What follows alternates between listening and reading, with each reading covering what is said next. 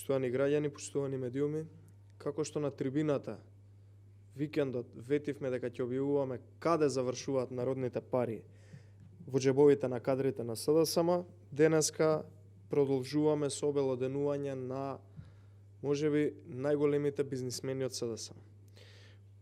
Адвокатурата излезе најисплатлива професија во СДСМ.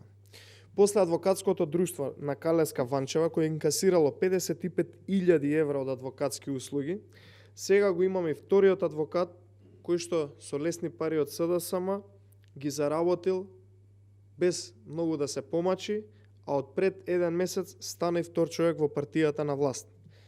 Генералниот секретар на СДСМ, Миле Зечевиќ, од адвокатски услуги од 2019 до 2021 година има инкасирано над 30.000 евра, и тоа само од 3 општини со кои раководеле кадри на СДСМ. Општина Неготино, општина Пробиштип и градот Скопје, додека биле под водство на СДСМ, за само 2 години му овозможиле и му дозволиле на генералниот секретар, кој што е во моментов на СДСМ Миле Зечевиќ, како адвокат, да инкасира над 30.000 евра. Само од 3 општини заработил толку. Кој ли знае уште колку пари земало неговото адвокатско друштво од други институции и јавни предпријатија? Дали има еден просечен адвокат во Република Македонија без партиски повластувања кој заработува вакви лесни пари како што заработиле Миле Зечевиќ и Калеска Ванчева? И кога ќе размислите вака, зошто не прекинува и се шири грабањето на државните пари од сите ешалони на СДСМ, функционерски ешалони, одговорот е многу јасен.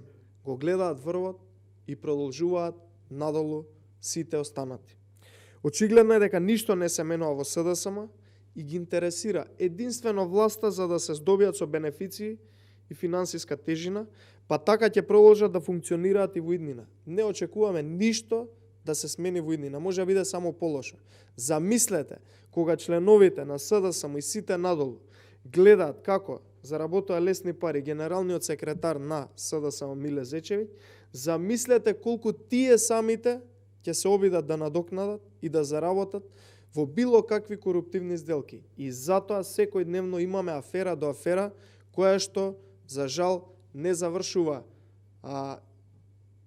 кон граѓаните оправдано, односно да излезе правдата на виделина, затоа што оваа власт ги има правосудните органи под себе. СДСМ и нивните функционери, како Зечевиќ, Калеска Ванчева и останатите, ги интересира власта единствено за личен бенефит. Благодарам.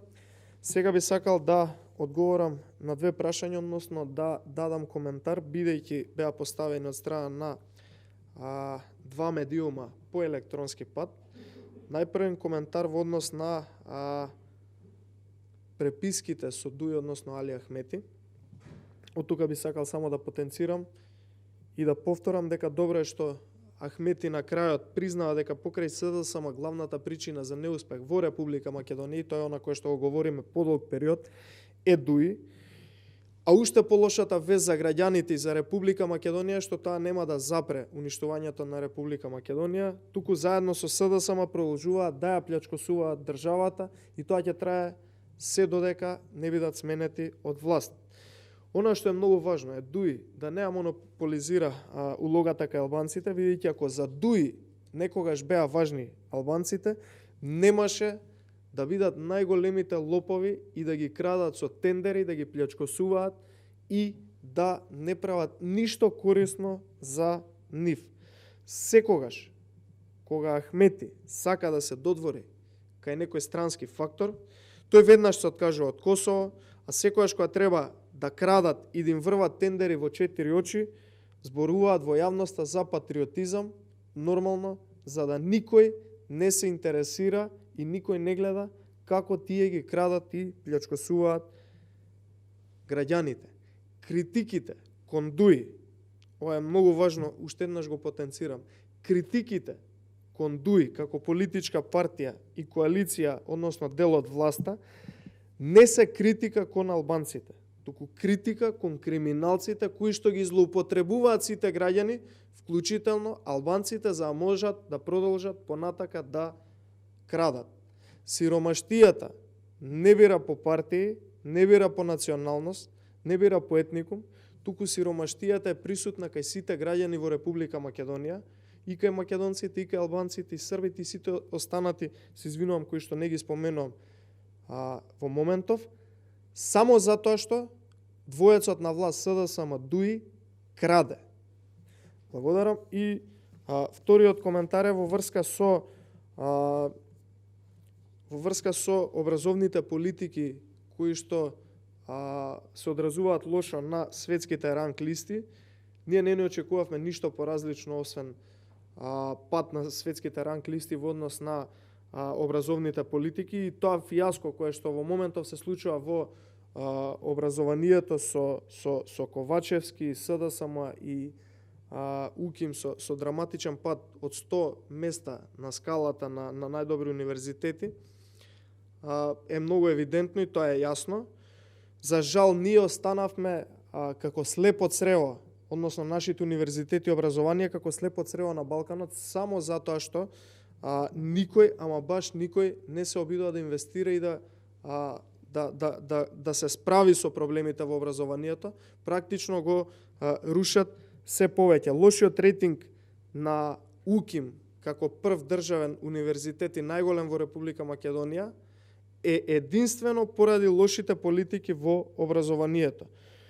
Ниту еден чекор двоецот СДСМ ДУИ, криминалниот двоец СДСМ ДУИ, не направија изминативе 5 години за со нешто да го покренат квалитетот на образованието во Република Македонија.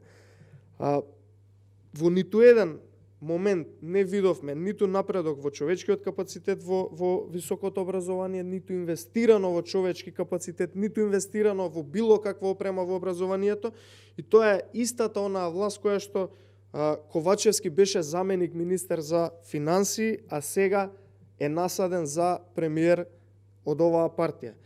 Секој ден поминат повеќе на чело на државата со двоецот СДСМ ДУИ, односно Ковачевски, Ахмет Јартан, Груби и останатите, образованието, УКИМ и сите сегменти и сектори на образованието се повеќе ќе тонат. Затоа, за да се спречи и криминалот на ДУИ СДСМ, но и да се спречат уназадувањата на образованието во Република Македонија, потребни се предвремени парламентарни избори, каде што оваа власт ќе падне и конечно ќе почне да се работи за добробит на државата и граѓаните. Благодарам.